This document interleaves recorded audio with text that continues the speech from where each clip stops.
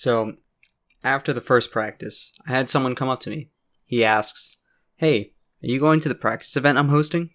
I saw him posting about it on Facebook and I was totally interested in going, but I wasn't sure if there were any open spots.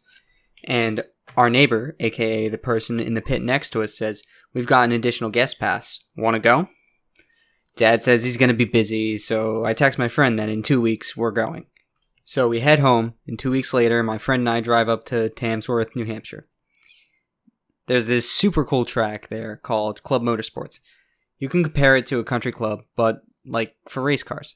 You'll see everything there. Motorcycles, road cars, race cars, and even the occasional supercar. Oh, yeah, and karts too, of course. There's 2 tracks, a road track and a kart track. I've only been on the kart track because, I only have a kart for racing at the moment. This was the 3rd time on the kart track. It's pretty tight and fun to practice on. I really like the 2 hairpins. The right-hander that immediately leads to the second hairpin is so fun to get right, and the front straight feels like plenty of time to regain your marbles and go for another flyer. However, this isn't footage from that day. It's from last year. So I had planned to record in the afternoon, but it seemed that wasn't going to be the case. The host comes out and he says, "Hey guys, the owners of the track say that we can go on the big track later if you're down." Everyone's jaw dropped. Karts on the road course, that's going to be a crazy opportunity. Can't let that pass up. So we ate lunch and we blitzed to get the karts set up for the big track. And here we are. Karts on the road course. What an opportunity. Since it's a road circuit, we planned for a large gear ratio. I think we went a few teeth up from what we run at Canaan. It was pretty ridiculous though. This was pretty much idle speed. You can see my foot isn't even on the throttle right now. It was so weird to be going so fast without touching the pedal. But once we start exiting the pits, I slam on the gas. And it's all out. The track was super smooth. The mountains in the background were awesome. It was really cool to feel what it's like to be on a road course where there would be cars, motorcycles, everything. We get that experience at Canaan, but we don't have the elevation changes that this track has. So it was awesome to be going full throttle through a track like this. So let's cut to a full lap here. We'll start on the front straight, which is flat out. You might be hearing me say that a lot.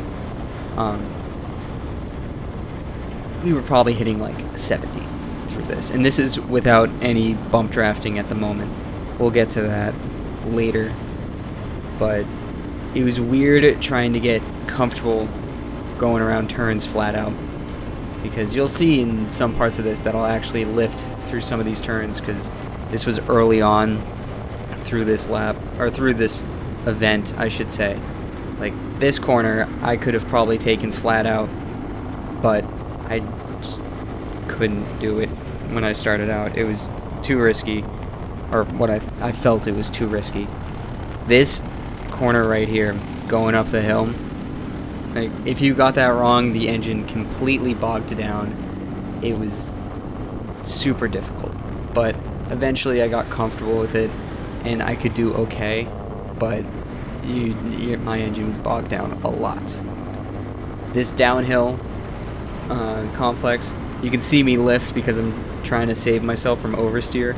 I could have totally taken that flat, and I do later on, but first early run, I think this was my second lap, I was really nervous and I was trying to stay off the throttle.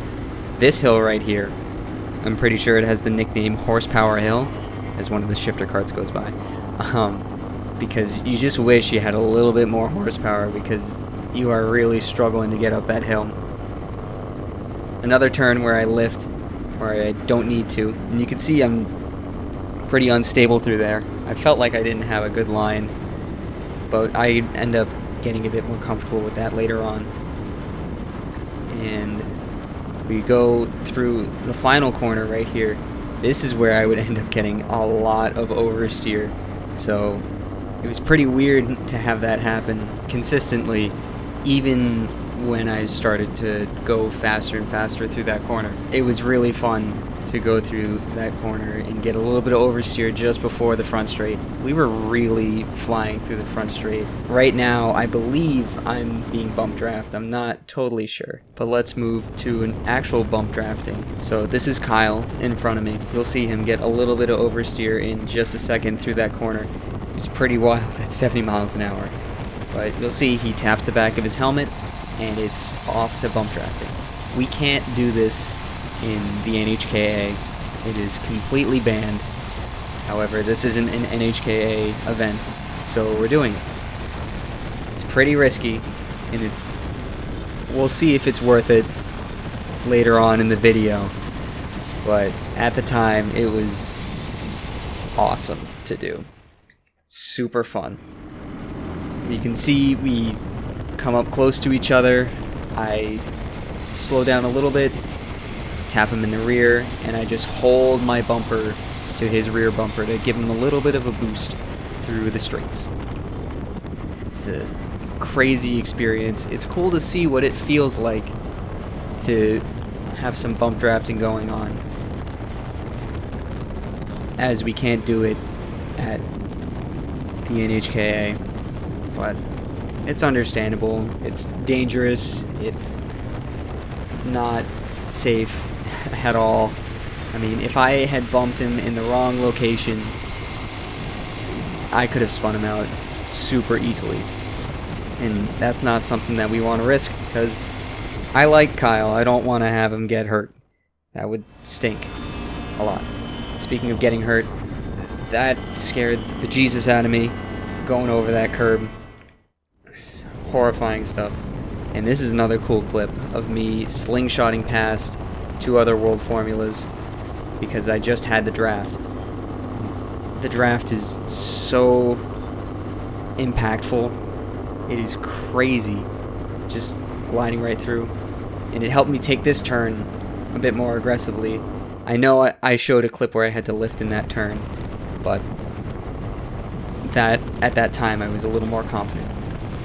So here's me in a two-person draft train, and it felt like I was just flying. I couldn't even catch Kyle in this because of the draft. It was so strong, or it felt really strong. It was awesome. I'm so glad that I had the opportunity to be on the open track like this and just fly around people in different speed karts, have people fly by me. That was awesome too. It was awesome to get into a train and just draft with some people that are similar skill as me. For example, right here, we all get into a bump draft train, the three of us, and it felt like we were flying, especially when you're that close to each other and you can even hear the engine in front of us. It's just weird to be in a position like that. But it was so much fun. I would do it again immediately if I had the opportunity, which is awesome. I'm glad that we had the opportunity for this event to take place. Here we are bump drafting up Horsepower Hill. Felt really good, especially because I could use that draft benefit to pull me up that hill. It was weird going through the turn though. As you can see, I have to brake a little bit because I don't want to hit anyone too hard. That would stink a lot. But it's just awesome. Especially, it's just nice to be out on the open track like that. Just everything went well. It's just super cool. However, we're gonna have to figure out something, because I have all the footage, so let's see it. Does bump drafting actually work?